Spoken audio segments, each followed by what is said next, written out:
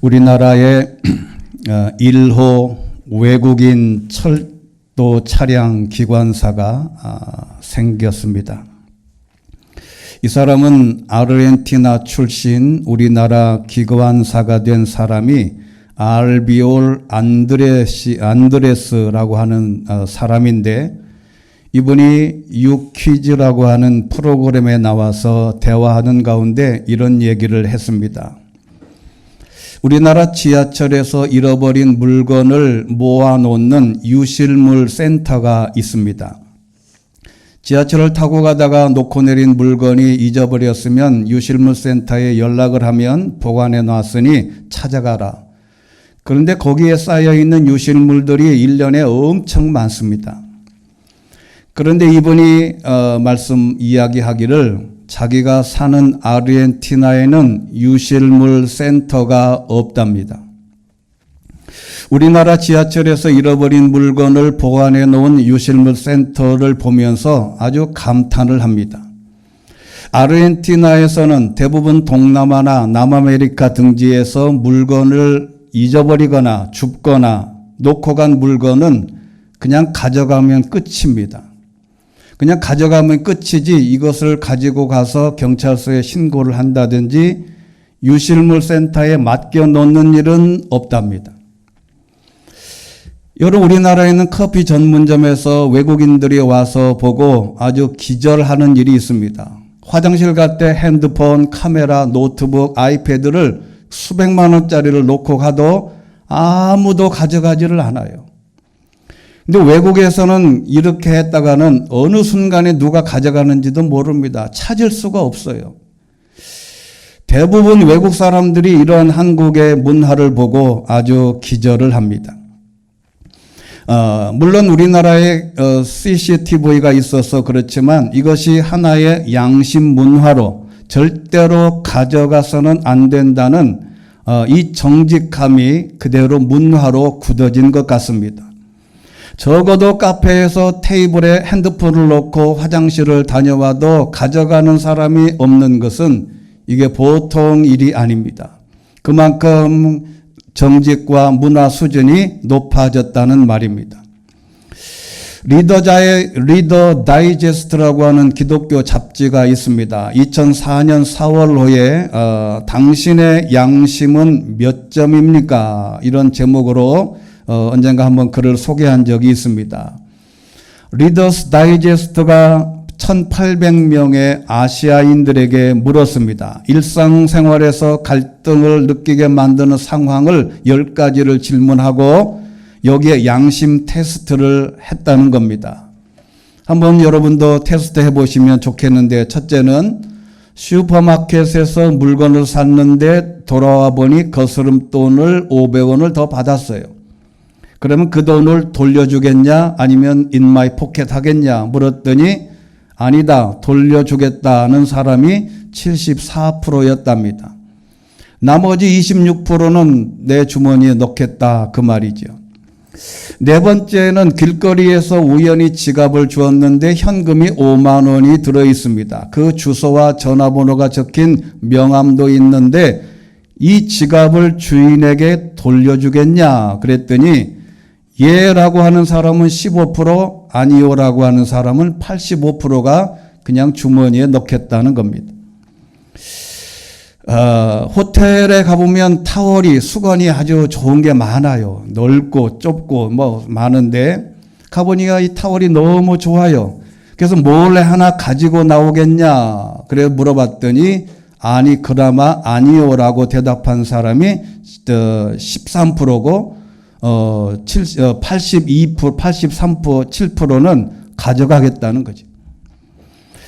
백화점에서 쇼핑을 하는데 어떤 사람이 물건을 몰래 가방을 넣고 있다. 그런데 당신이 점원에게 저 사람 저거 가져간다라고 말해 주겠냐? 그랬더니 말해 주겠다는 사람이 68%랍니다. 동네 한 구석에 쓰레기가 무단으로 버려져서 큰 무더기를 이루고 있는데 당신도 쓰레기를 거기다 버리고 싶으냐? 추가 질문인데 예스와 노로 대답을 하라는 겁니다. 여러분, 양심이라고 하는 것은 하나님이 우리의 마음에 심어준 아주 고귀한 것인데 이 선과 악을 구분해낼 수 있는 최후의 보루가 양심이에요. 이 양심이 화인 맞으면, 즉 이 양심이 홀딱 타버리면 선과 악을 구분할 힘이 없어지는 것입니다. 이처럼 마음에 화인을 맞으면 어떤 현상이 일어나겠냐? 오늘 성경에 있는 말씀 보면 로마서 2장 15절 같이 한번 읽어보겠습니다. 시작. 이런 사람은 율법의 요구가 자기 마음에 기록되어 있음을 보여줍니다. 그들의 양심도 이것을 증언합니다. 그들의 생각이 서로 고발하기도 하고 변호하기도 합니다. 아멘. 이게 사도 바울이 로마 교인들에게 쓴 글인데 이 이야기가 무슨 얘기냐면 사람의 마음에 선과 악이 두 개 있어서 서로가 고발하기도 하고 변호하기도 하고 서로 계속 싸운다는 거지. 내가 이것을 가져갈까 말까 그러면 한쪽에서는 그러면 안 되지. 가져가지 마. 한쪽에서는 괜찮아. 이 마음이 두 안에서 계속 싸우는 거죠. 그래서 이 양심이라고 하는 스위네이데이시스라고 하는 헬라어의 뜻은 도덕적 선과 악을 구분하는 마음이 양심이라고 합니다. 근데 보통에 있는 기독교인이나 기독교인이 아닌 사람들도 이 양심에 의존해서 너 뭐 잘못하면 너 양심이 있냐? 이렇게 묻잖아요. 근데 이 양심이 신앙적으로 말하면 이 양심이 마비되거나 양심이 화인 맞으면 어떤 증상이 나타나냐? 첫 번째는 말씀을 부인하게 됩니다. 하나님의 말씀을 거부해요. 말씀을 들어도 의심하고 인정하지 않습니다. 예수님이 부활하신 몸을 친히 보여줘도 안 믿어요. 의심을 한단 말이죠. 양심이 화인을 맞으면 하나님의 말씀이 성경 말씀을 받아들이기가 힘듭니다.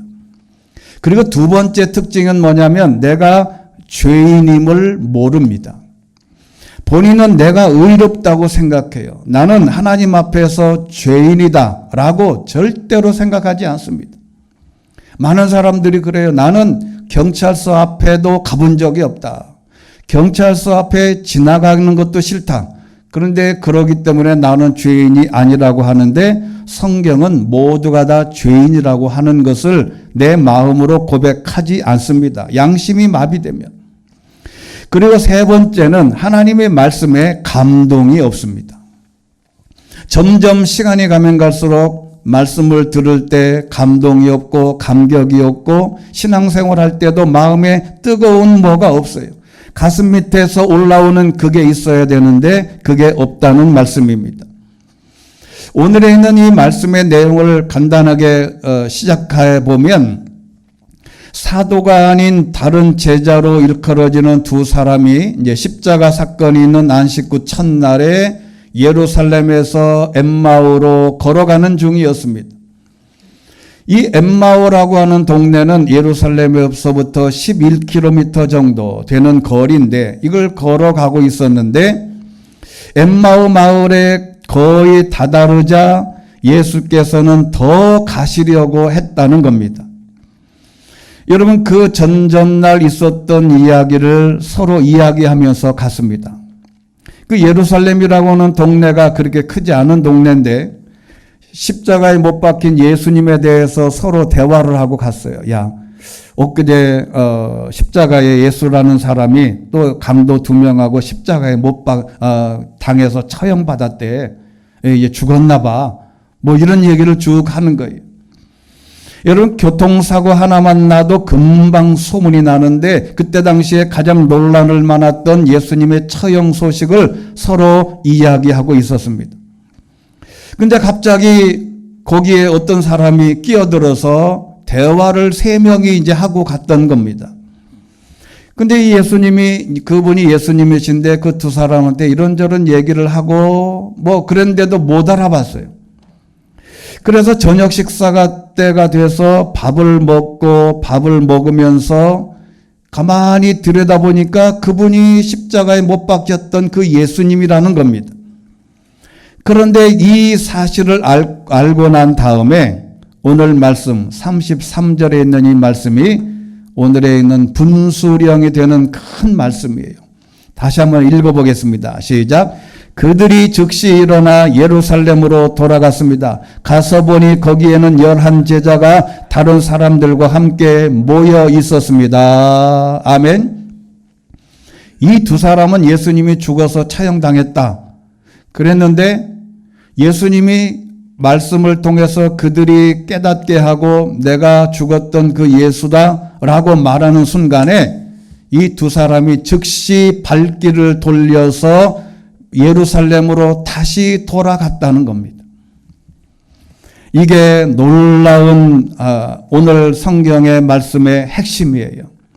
가던 발길을 돌려서 다시 예루살렘으로 가는 것은 그 이유를 어떻게 설명할까? 이렇게 가던 발길을 돌려서 예루살렘으로 다시 돌아간 이유가 뭘까? 첫 번째는 예수님의 부활은 눈이 밝아야 믿을 수 있다는 겁니다. 엠마오로 가던 이 두 사람은 처음에 부활하신 주님을 못 알아봤어요. 그 못 알아본 이유가 눈이 가려져서 그렇다. 누가복음 24장 16절입니다. 같이 읽겠습니다. 시작. 그러나 그들은 눈이 가려져서 예수를 알아보지 못했습니다. 그러다가 예수님과 식사하며 드디어 예수님을 알아봤다. 여러분,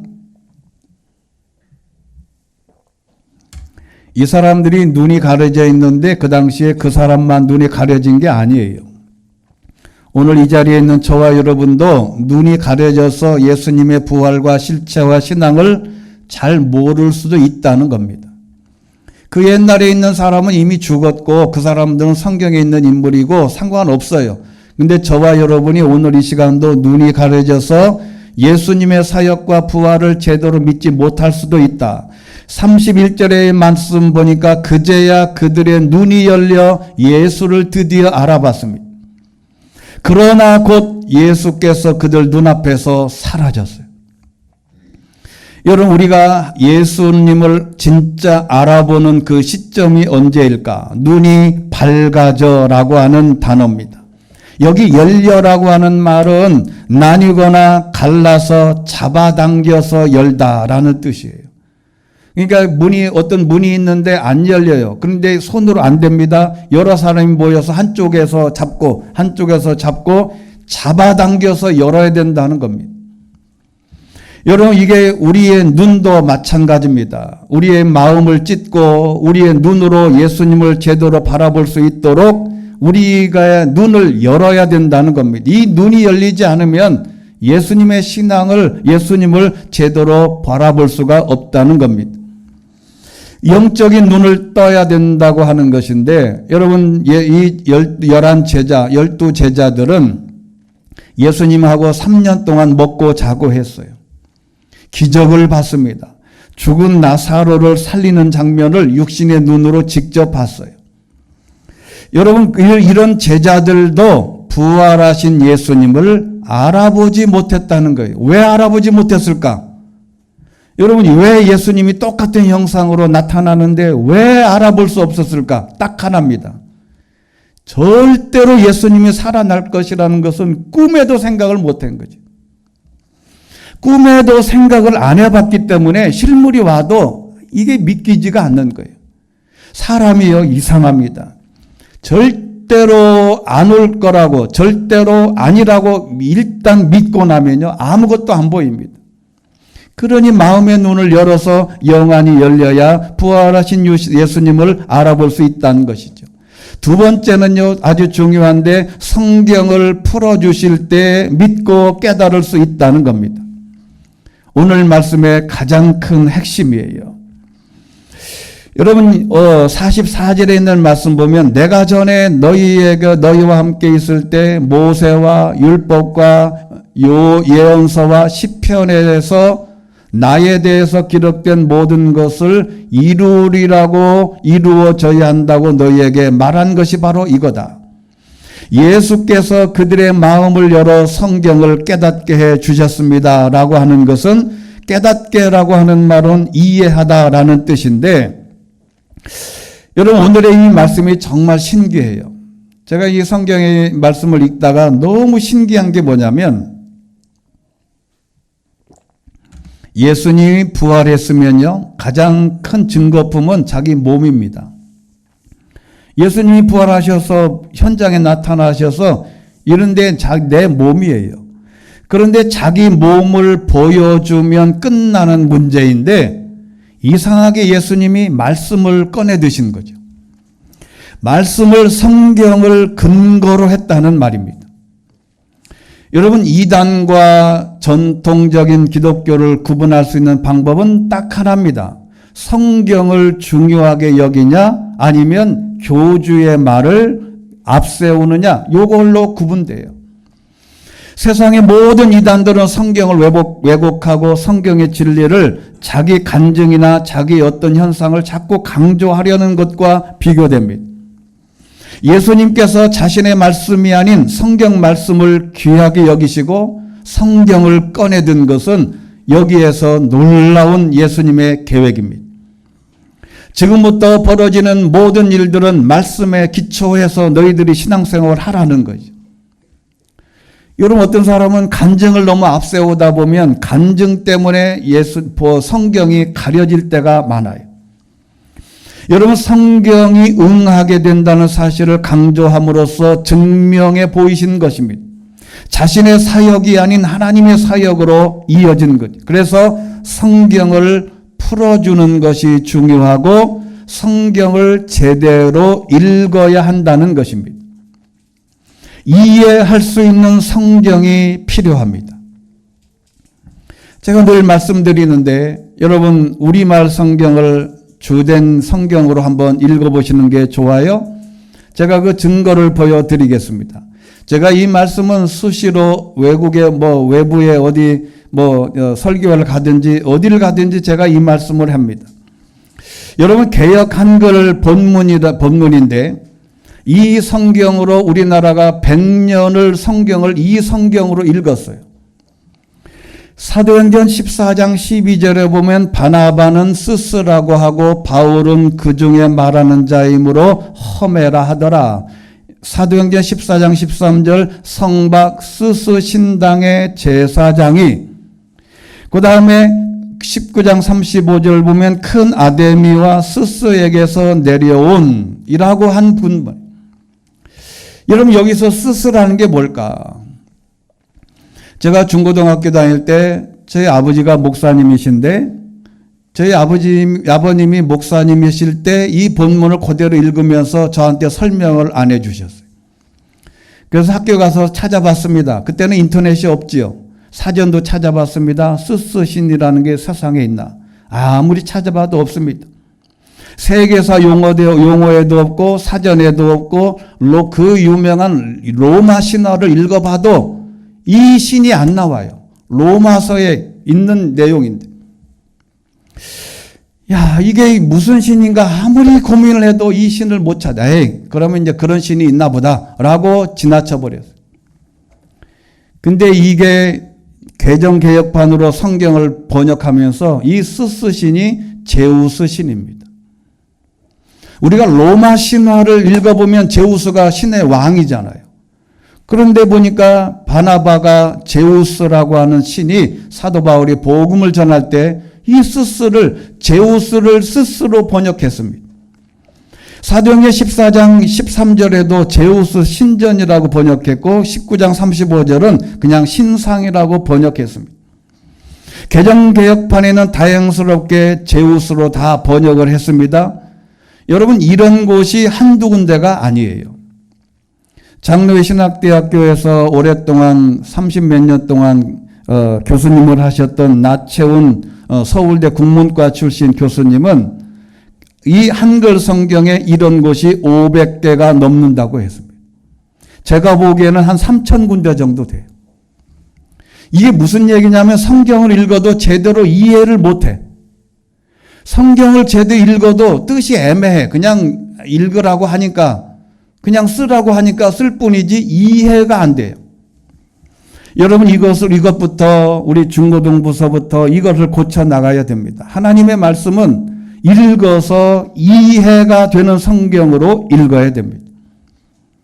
미국 같은 나라는 교회마다 성경이 다 틀려요. 어떤 때는 NIV, 어떤 때는 NASB, 어떤 때는 킹 제임스, 어떤 사람은 뉴 굿 또는 라이빙 성경, 이런 성경으로 한 22가지가 있는데 교회마다 다릅니다. 목회자의 신앙관에 따라 달라요. 근데 우리나라는 이 개혁개혁파는 그냥 통일돼 버렸어요.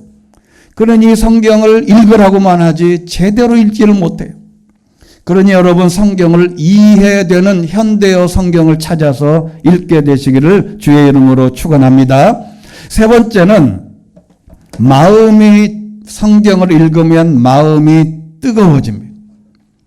이 뜨거워지지 않는다는 것은 여러분, 연애 소설을 읽으면요 막 마음이 뜨거워져요.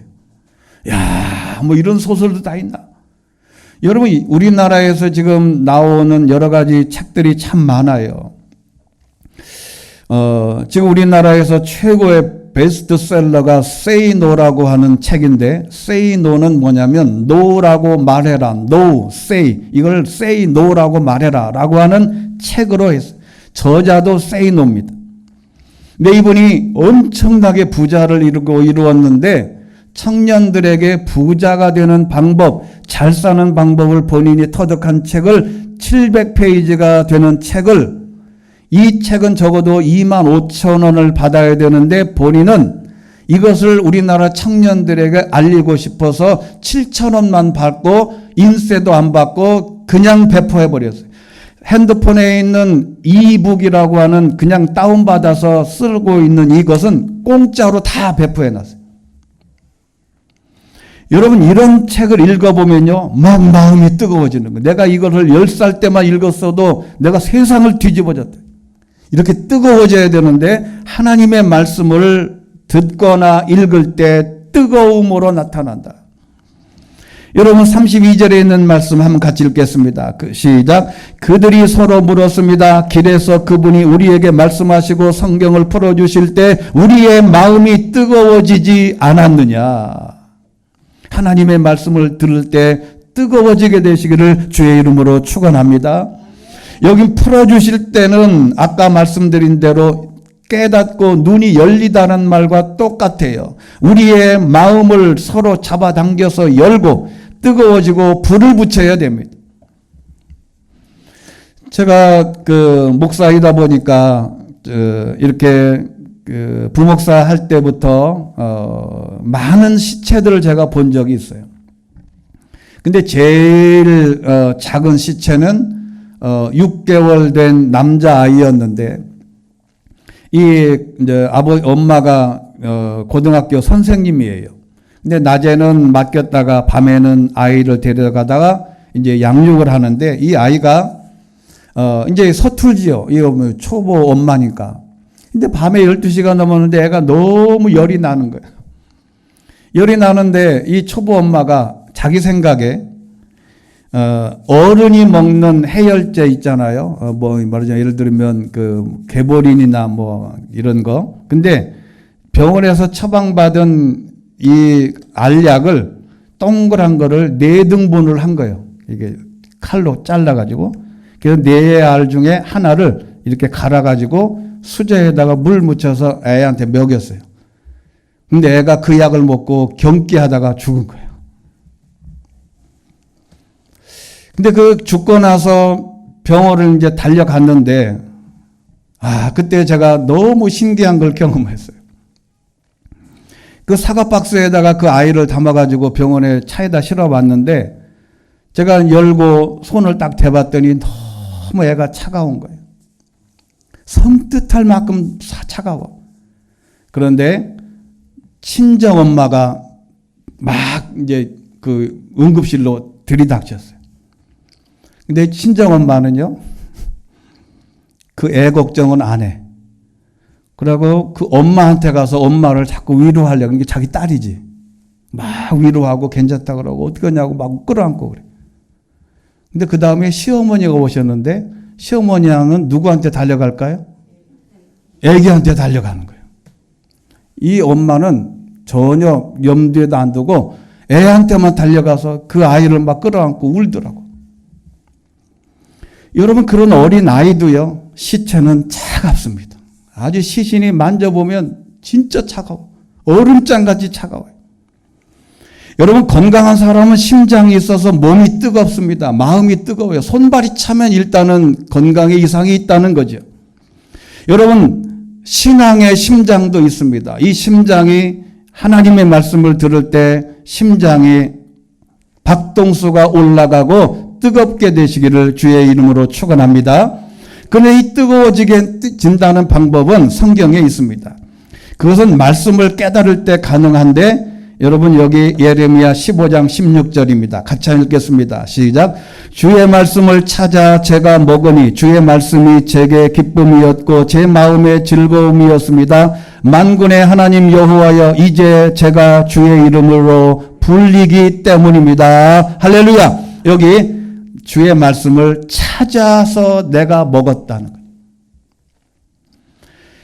여러분, 이게 주의 말씀을 찾아 먹었다는 게 너무 실감이 나요. 영적인 양식을 먹어야 하는데, 여러분, 사람의 몸도 라면이라도 계속 먹어야 합니다.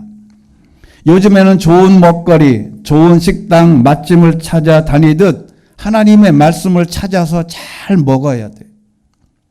요즘에는 유튜브다 뭐 하여튼 세상에 이런 말씀들이 너무 많아요. 그런 말씀들을 잘 찾아서, 즉 성경 말씀에 합당한 말씀을 찾아 읽어야지, 뭐 이단이나 이런 사람들이 온갖 방법으로 다 미끼를 던지는 거 하면 안 돼요. 요즘에는요 너무 신기한 거가 많아요. 한 번은 요즘에는 뭐가 올라오냐면 페이스북 같은 데를 하다 보면요 이상한 재미있는 이야기들이 올라와가지고 쭉 읽다 보면요 결정적인 순간에 딱 끝나. 그리고 말하면 그 다음에 댓글을 확인하세요. 댓글에 들어가도 그 다음에 말을 못 읽어. 그냥 너무 궁금한 거예요. 그래서 이걸 읽을 수 있는 방법이 뭘까 봤더니 이게 미끼야. 그걸 타고 들어가서 그걸 누르면요 쿠팡을 검색을 하면 그게 보인다니까. 이게 바로 쿠팡에서 미끼로 사람들을 유혹하는 거예요. 여러분, 이런 게 성경에 굉장히 많아요. 이단도 그렇게 해가지고 이단으로 빠뜨리는 거죠. 여러분, 하나님의 말씀은 잘 찾아서, 좋은 말씀을 찾아서 내가 먹어야 돼요. 남들이 먹으면 안 돼. 남들이 먹는 거, 나는 너 먹는 것만 보고 배부르다. 생 거짓말이야. 내가 먹어야 배부른 거죠. 그 다음에 두 번째 말씀은요, 그 말씀이 불과 같고 망치 같다는 말씀이 예레미야 23장 29절에 있습니다. 시작. 여호와의 말이다. 내 말이 불과 같지 않느냐. 또 바위를 조각으로 깨뜨리는 망치와 같지 않느냐. 불과 같고 내 마음에 있는 모든 것을 다 불태워야 돼요. 내 정욕과 내 생각과 모든 것을 다 불태우고 망치로 다 대장간 망치 같아서 내 모든 것을 깨트려야 돼요. 교만과 분노와 욕심과 정욕과 인간의 악한 생각들을 말씀의 망치로 다 부셔버려야 돼요. 그리고 나면 세 번째는 말씀을 펼치면 그때서 빛이 들어오는 거예요. 시편 119편 30절 시작. 주의 말씀을 펼치면 빛이 나와 우둔한 사람들에게 깨달음을 줍니다. 할렐루야. 하나님의 말씀을 깨닫고 읽고 빛이 들어오면 우리가 깨닫게 되는 하나님의 놀라운 현상이 나타난다. 예수님께서도 이렇게 말씀하셨어요. 시작. 생명을 주는 것은 영이므로 육신은 아무 소용이 없다. 내가 너희에게 한 말은 영이요 생명이다. 할렐루야. 하나님의 예수님의 말씀은 영이고 생명이 된다. 여기 영은 그냥 영이고, 즉 영이라고 하는 것은 힘과 애정과 감정과 욕망과 같은 결과를 가져오는 근원이라는 말이죠. 하나님의 말씀을 들으면 그렇게 된다. 그래서 사도 바울에게 이제 드디어 사명을 주시게 됩니다. 저와 여러분에게도 사명을 줬어요. 이 하나님의 말씀을 깨닫는 이유가 있습니다. 사도행전 26장 14절 보면 이 사도 바울이 레바논의 수도, 즉 다마스커스, 우리 다메섹이 다마스커스지요. 예루살렘에서 다마스커스라고 올라가다가 이제 사울이 예수님을 만나게 됩니다. 예수 믿는 사람들을 잡아 죽이려고 올라가다가 환상 중에 사울아 사울아 네가 왜 나를 핍박하냐, 네 가시채찍을 뒷발질 해봐야 너만 다친다. 그랬더니 15절에 있는 말씀 보니까 주여 당신은 누굽니까? 그러자 네가 핍박하는 예수다. 그리고 나서 이 모든 과정을 잘 거치고 나서 사도 바울에게 이런 사명을 줍니다. 같이 읽겠습니다. 시작. 이제 너는 그들의 눈을 뜨게 하고 그들을 어둠에서 빛으로 사탄의 권세에서 하나님께로 돌아오게 해 그들이 죄의 용서를 받고 나를 믿어 거룩하게 된 사람들 가운데 기업을 얻게 할 것이다. 아멘. 하나님의 말씀으로 그들의 눈을 뜨게 하고 어둠에서 빛으로 오게 하고 사탄의 권세에서 하나님의 말씀으로 돌아오게 하는 방법이 뭐냐? 하나님의 말씀을 끊임없이 읽고 하나님의 말씀을 먹어야 한다는 것이죠. 마지막 히브리서 4장 12절에 하나님의 말씀은 이렇게 정의했습니다. 히브리서의 이 정의는 2000년이 지나도 변함이 없어요. 같이 읽겠습니다. 시작. 하나님의 말씀은 살아있고 힘이 있으며 양날선 어떤 칼보다 더 예리해 혼과 영과 관절과 골수를 찔러 쪼개기까지 하며 마음의 생각과 의도를 분별해 냅니다. 할렐루야. 이 하나님의 말씀을 전제가 뭐냐면 이해되는 말씀 성경으로 읽으라는 거죠. 이해되는 말씀으로. 여러분 죄송하지만 카톨릭은요 벌써 수십 년 전에 이미 현대어로 다 번역해 놨어요. 우리 기독교만 개역 성경으로만 읽어요. 여러분 카톨릭 성경을 읽어보면요 현대 용어로 다 바꿔놨어요. 현대 용어에 등장하는 용어가 세계사 용어나 우리나라 용어를 딱 보면요 이 용어가 딱 나와. 자 그러면 이 살아있고라고 하는 것은 하나님의 말씀은 죄송하지만 한번 따라해 보겠습니다. 하나님의 말씀은 생수의 강이다. 생수의 강이라는 건 뭐냐면 살 수 있는 강물이라는 거죠. 우리가 물 마시면 살듯이 영혼은 하나님의 말씀의 물을 마셔야 되는데 이 하나님의 말씀은 살아있다. 이 말은 최고의 힘을 가지고 있다는 말이에요. 그리고 두 번째 힘이라고 하는 것은 능력이 있다, 효과가 있다 그런 뜻이고 예리하다라는 것은 단 한 번에 내리치는 것처럼 예리하다. 그만큼 이 칼이 무뎌지지 않아서 한 번만 내리치면 그대로 갈라지는 하나님의 말씀이 우리 인생에 들어오면 단 한 번만 내리쳐도 우리의 삶이 변화된다는 것입니다. 찔러는 관통하다는 말이고 쪼개기라는 말은 조각조각 나눈다는 뜻이에요. 하나님의 말씀이 내 안에 들어오면 내 생각, 내 판단, 이 모든 정욕과 이 분노와 교만을 다 잘라버린다. 마지막 감찰, 분별이라고 하는 것은 재판과 관련된 용어입니다. 이게 무슨 말이냐면 마음의 생각과 의도를 재판한다. 하나님의 말씀이 내 생각과 의도를 분별이라는 말은 재판한다는 말이에요. 내 생각이 틀렸나? 하나님의 말씀을 읽어보면 판결문에 나와. 하나님의 말씀을 딱 읽다 보면 내가 한 행동이 잘못됐다 판단을 해. 이 성경이 나를 재판한다니까요. 하나님의 말씀을 이해되는 말씀으로 가까이 있으면 감동이 되고 이 말씀이 나를 재판해서 제대로 된 생각을 하게 하는 능력이 하나님의 말씀에 있는 줄로 믿습니다.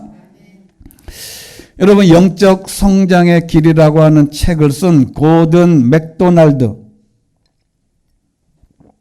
오리가 아니라 맥도날드라고 하는 목사님이 있어요. 이분이 한 번은 싱가포르 항공의 비행기 좌석을 구하지 못해서 홍콩 공항에서 대기하고 있었습니다. 그래서 혹시 누군가가 취소하면 이 표를 받으려고 몇 시간 동안 앉아 있었는데 똑같이 옆에 있는 어떤 분이 같이 앉아 있어. 이분도 이제 표 구하려고 앉아 있었는데 이분이 한참 앉아있다가 확 따지가 났는지 벌떡 일어나더니 항공 앞에 티켓팅 하는데 가가지고 막 가서 거친 말로 막 이렇게 싸워. 한참 그러더니 탑승권이 하나 딱 들고 오는 거예요. 그러더니 어떻게 그거를 받았냐 그랬더니 비결을 알려드리지요. 그러는 거예요. 나는 저곳에 가서 내가 아는 할 수 있는 욕을 다 했다네요. 내가 할 수 있는 욕이라고 하는 것은 다 했더니 이제 그리고 나서 다시는 니네 항공사를 이용하지 않겠다. 그러고 막 길길이 뛰고 막 욕을 하고 가진 욕설을 퍼붓어요. 당장 비행기 좌석을 내놔라. 그랬더니 탑승권을 주더래. 야, 그래서 이분이 오셔서 그러는 거예요. 선생님도 가서 한번 해보시죠. 그러는 거예요. 이분이 목사님이신데, 그래서 항공사 직원한테 가가지고, 체면에 목사님이시니까 체면에 그 말은 못하고 이렇게 얘기했대요. 여기서 정말 치사하고 야비하게 굴면 탑승권을 얻을 수 있다는 말을 제가 들었습니다.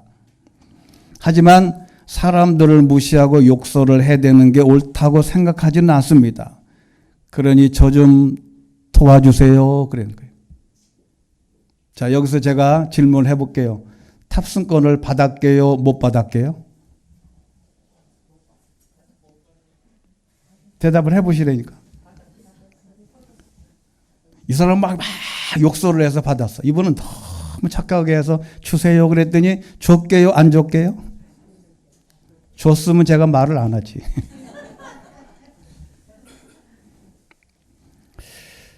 결론은 이랬습니다. 그 사람은 비행기 타고 자기 집으로 돌아갔고, 그러다가 간증이 이상하게 나가면 그 비행기 타고 가다가 죽었다 그러죠? 안 죽었어요. 잘 갔어요. 잘 가고 끝났어요. 그리고 이 사람은 홍콩에서 하룻밤 비싼 호텔료를 지불하고 한밤을 잤어요.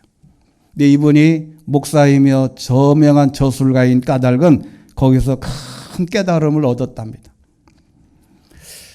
여러분, 성숙한 인격을 가지려는 이유는 득이 되기 때문이 아니라 그것이 올바른 방법이고 그렇게 사는 것을 하나님이 기뻐하시기 때문이다. 이걸 깨달은 거예요. 내가 내 인격을 가지고 성숙한 인격, 착한 인격을 가지고 나에게 득이 되기 때문에 내가 착하게 살고 믿음으로 사는 게 아니라 그것이 올바른 방법이고 그렇게 사는 것을 하나님이 기뻐하시기 때문에 나는 그렇게 할 수밖에 없다. 상황이 편리하게 풀리건 말건 우리는 하나님의 말씀을 따라 살아야 된 이유가 거기에 있어요. 남들이 뭐라고 해도 내 형편과 환경에 따라 말씀을 해석하고 이해하는 것이 아니라 하나님의 말씀이기 때문에 나의 이익과 상관없이 믿고 가야 한다는 것을 말하는 것입니다. 그런데 희한하게 그렇게 믿고 가면 하나님은 더 크게 보상하시는 것이 성경의 원리가 아닙니까? 오늘 말씀을 맺으면 이런 겁니다. 예수님이 자기 부활하신 몸을 딱 보여주고 믿어라 그게 아니고 하나님의 말씀을 근거로 드셨어요. 따라서 우리도 하나님의 말씀을 가까이 두고 이해되는 성경을 가지고 쓰고 읽고 공부하고 말씀을 듣고 설교를 듣고 우리의 마음이 뜨거워져서 부활하신 주님을 믿음으로 너끈하게 따라갈 수 있는 신앙의 사람들 될 수 있게 되기를 주의 이름으로 축원합니다. 자비로우신 하나님 아버지, 우리가 이 땅에 살아가면서 하나님의 말씀을 가까이 두고 마치 맛집에 가서 좋은 음식을 먹는 것처럼 하나님의 말씀을 읽고 공부하고 가까이 함으로 우리의 영이 살찌고 하나님께 나아가는 신앙의 열정이 식어지지 않고 내 마음 안에서 뜨거워지는 놀라운 역사가 있게 하여 주시옵소서. 예수님께서 엠마오로 가던 두 제자에게 하나님의 말씀으로 성경을 풀어주실 때 마음이 뜨거워졌다는 듯이 오늘도 우리의 마음이 뜨거워지고 우리의 봉사와 열정과 우리의 신앙의 모든 것들이 활활 타오를 수 있도록 주께서 함께하여 주옵소서. 예수 그리스도 이름으로 기도드리옵나이다. 아멘.